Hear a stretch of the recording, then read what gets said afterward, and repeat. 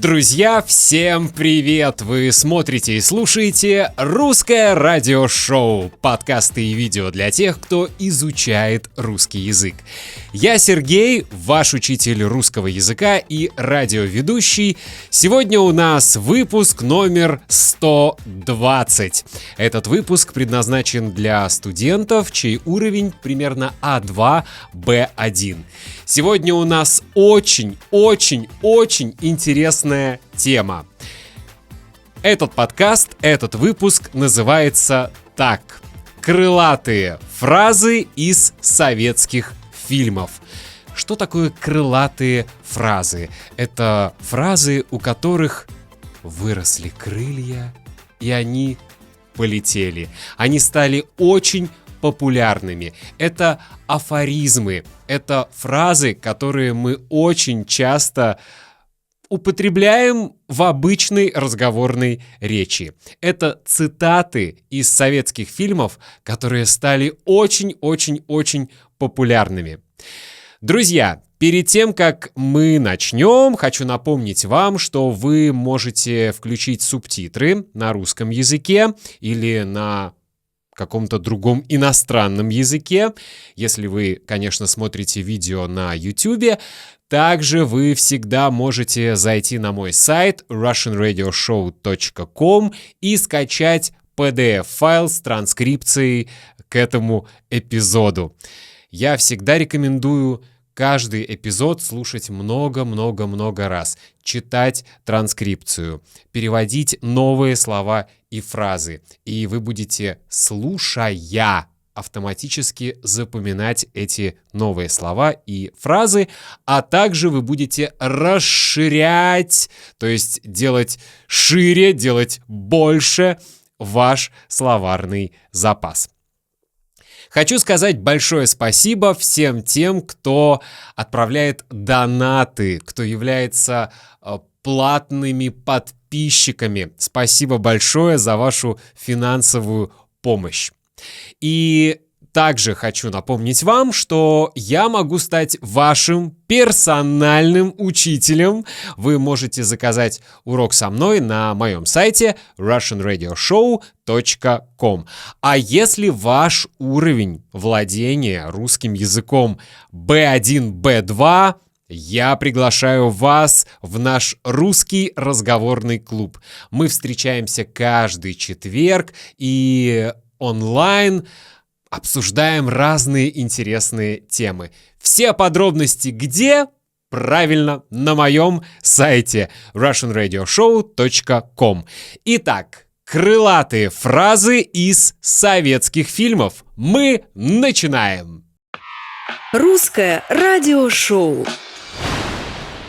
Я очень хотел в сегодняшний выпуск вставить все те фразы, о которых я буду говорить, вставить фрагменты фильмов, но, к сожалению, авторские права — это вещь очень серьезная, поэтому я не могу использовать фрагменты из фильмов, но я постараюсь просто своим голосом самостоятельно озвучить, прочитать эти фразы. Итак, друзья, крылатые фразы из советских фильмов, которые мы очень часто используем в нашей разговорной речи. Первая фраза из очень популярного советского фильма «Кавказская пленница». Кстати, может быть, сегодня я буду упоминать фильмы, которые вы знаете или даже смотрели. Итак, первая фраза из фильма «Кавказская пленница». Фраза такая: «Спортсменка, комсомолка и просто красавица». Я сказал с небольшим кавказским, как мне кажется, акцентом, потому что герой этого фильма, товарищ Саахов, как раз-таки произносит в этом фильме эту фразу с таким легким, красивым кавказским акцентом. Спортсменка, комсомолка и просто красавица. Обычно это ироничное описание девушки или женщины, которая кажется нам просто идеальной. То есть это активная девушка или женщина, красивая, успешная. Часто эту фразу используют с юмором, иногда с легкой иронией, иногда так говорят просто о красивой женщине, когда, например, поздравляют ее с днем рождения и говорят: «Ты у нас спортсменка, комсомолка и просто красавица». Очень хорошая фраза, мы очень часто ее используем. Фраза номер 2 из очень популярного фильма, который обычно всегда показывают по телевизору на Новый год. Это фильм «Ирония судьбы» или «С легким паром». Многие студенты знают этот фильм. Фраза такая тоже ироничная, и фраза такая: «Какая гадость! Это ваша заливная рыба!» Может быть, вы знаете такое русское блюдо заливное или заливная рыба. Это такое желе, если можно так сказать, в кавычках, желе с рыбой. Такая закуска. Мне нравится, лично мне нравится, хотя я знаю, что многим иностранцам не совсем понятно это блюдо, и многие иностранцы не понимают нашу любовь к заливной рыбе или, например, к холодцу. Я думаю, вы знаете такое русское блюдо, как холодец. Итак, какая гадость — это ваша заливная рыба. Эту фразу произносит герой фильма «Ирония судьбы» или «С легким паром», когда пробует заливную рыбу. Это такая эмоциональная фраза, и очень часто мы используем ее в шутку или не в шутку, когда пробуем еду, которая, например, нам не нравится. Следующая фраза из моего любимого советского фильма «Бриллиантовая рука». Фраза такая: «Наши люди в булочную на такси не ездят». Если вы не смотрели этот фильм, герой приезжает на такси, выходит из такси, и в руках у него, если я правильно помню, батон, то есть белый хлеб. И, как вы, наверное, знаете, такси в советское время было большой роскошью, то есть это было очень дорого, и обычные люди вызывали такси и ездили на такси только в случаях крайней необходимости. Очень крайней необходимости. Поэтому было очень странно, что герой приехал на такси, и в руках у него хлеб, и около подъезда сидели соседки и соседи. Мне кажется, там были 2 женщины и 1 мужчина, может быть, ошибаюсь. И одна героиня говорит: «Наши люди», в смысле наши, советские люди, обычные люди, наши люди в булочную на такси не ездят. И эта фраза ушла в народ, стала популярной. Очень часто мы так говорим, когда иронично критикуем какие-то бессмысленные траты, когда, на наш взгляд, человек тратит слишком много денег, когда кто-то выбирает какой-то нерациональный, слишком дорогой вариант, например. Да, наши люди в булочную на такси не ездят. Очень хорошая фраза.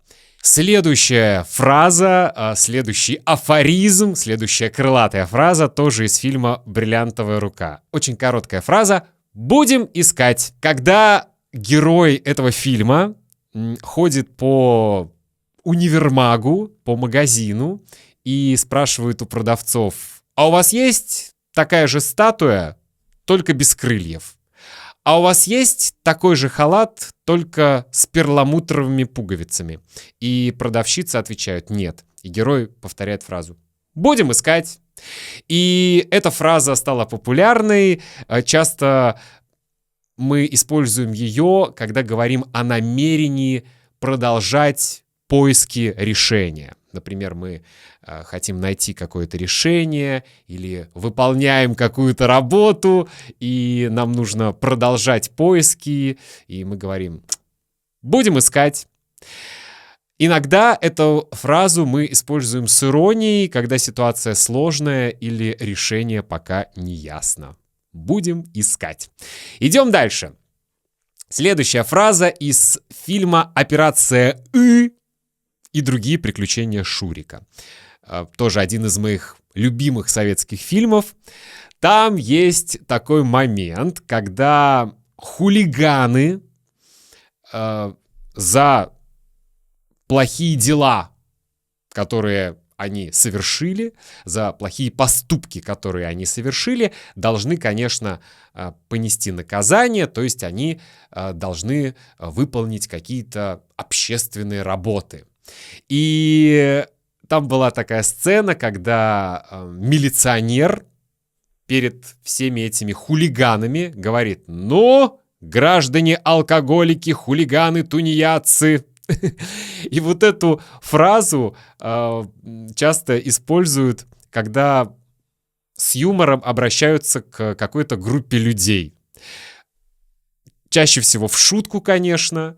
И, например, не знаю, если у вас хорошие отношения с вашими коллегами, вы можете утром прийти и в шутку сказать: «Ну, граждане алкоголики, хулиганы, тунеядцы, начинаем работать!» Или, например, вы можете прийти в гости и тоже своим друзьям сказать: «Ну, граждане алкоголики, хулиганы, тунеядцы, как дела?» Очень хорошая фраза. Идем дальше. Следующая фраза из фильма «Иван Васильевич меняет профессию». Тоже очень хорошая, добрая, веселая советская комедия. Там герой фильма, по сценарию это лже-Иван Грозный, фейковый, в кавычках, Иван Грозный, выпил очень много алкоголя, и во время, хотел сказать, царской вечеринки, но тогда таких понятий не было, во время праздника, во время застолья, говорит: «Я требую продолжения банкета». И эта фраза стала очень популярной, мы часто так говорим, когда в шутливой, веселой форме хотим продолжить праздник. Например, мы пришли на вечеринку, вечеринка заканчивается, и мы можем сказать: «Я требую продолжения банкета! Давайте все поедем в другой бар!» Или «Давайте все поедем в караоке!» и так далее. «Я требую продолжения банкета». Друзья, наш банкет, в кавычках, под названием «Русское радиошоу» мы продолжим через несколько минут, а пока хочу напомнить вам, что «Русское радиошоу» есть в Фейсбуке, Инстаграме, ТикТоке. Подписывайтесь на аккаунт Russian Radio Show. Там очень много полезной информации. Я записываю короткие видео с объяснением разных интересных слов и фраз. Также напомню, что на моем сайте russianradioshow.com вы можете, во-первых, скачать транскрипции абсолютно бесплатно ко всем выпускам русского радиошоу. Там же вы можете заказать урок со мной или стать участником русского разговорного клуба. Присоединяйтесь! Русское радиошоу. Итак, мы остановились на фразе «Я требую продолжения банкета», и следующая фраза из этого же фильма «Иван Васильевич меняет профессию». Крылатая фраза, которую говорит тот же герой, лже-Иван Грозный. Он говорит: «Танцуют все!» Это такая ироничная команда, которая означает, что танцуют все без исключения. Представьте, что вы на вечеринке, на празднике и хотите уже потанцевать. И вы можете сказать: «Так, танцуют все!» То есть это такой приказ, если хотите, или предложение, чтобы все начали танцевать. Танцуют все. Отличная фраза. Идем дальше. Следующий фильм «Белое солнце пустыни», и герой этого фильма говорит очень хорошую фразу: «Восток — дело тонкое». И очень часто мы используем эту фразу, когда говорим о чем-то связанном, о чем-то, что связано с Востоком, с восточной культурой, с какими-то культурными различиями, когда мы, может быть, не понимаем какой-то менталитет или особенности и традиции какой-то страны, чаще всего, конечно, восточной, мы можем сказать: «Восток — дело тонкое». Восток — дело тонкое. И последняя фраза в нашем списке. Эта фраза прозвучала в фильме «Подкидыш». Если я не ошибаюсь, это фильм 1939 года. Надеюсь, я не ошибаюсь. И героиня этого фильма говорит такую фразу: «Красота — страшная сила». Я надеюсь, вы понимаете иронию, потому что в одной фразе есть два практически противоположных слова: красота и страшная. Но значение этой фразы, конечно, что красота — это великая сила, это очень большая сила, и мы используем эту фразу как ироничный комментарий о влиянии внешности и привлекательности на людей, на ситуации. Мы можем, например, подойти к зеркалу, когда мы хорошо выглядим, посмотреть на себя и сказать: «Да, красота — страшная сила». Дорогие друзья, вот такие цитаты, вот такие афоризмы я решил выбрать для этого эпизода. Напишите, пожалуйста, в комментариях, смотрели ли вы какие-нибудь из этих фильмов. Может быть, вы знаете и любите какие-то другие фразы, какие-то другие крылатые фразы, афоризмы.